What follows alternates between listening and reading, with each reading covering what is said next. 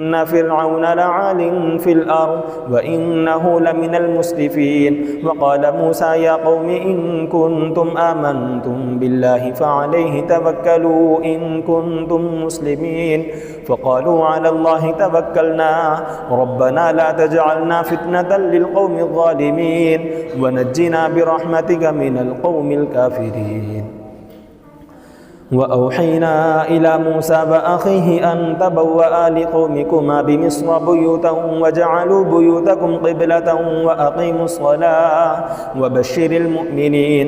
وقال موسى ربنا إنك آتيت فرعون وملأه زينة وأموالا في الحياة الدنيا ربنا ليضلوا عن سبيلك ربنا اطمس على أموالهم واشدد على قلوبهم فلا يؤمنوا حتى يروا العذاب الأليم.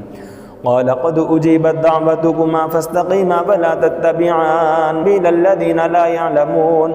وجاوزنا ببني إسرائيل البحر فأتبعهم فرعون وجنوده بغيا وعدوا حتى إذا أدركه الغرق قال آمنت أنه لا إله إلا الذي آمنت به بنو إسرائيل وأنا من المسلمين.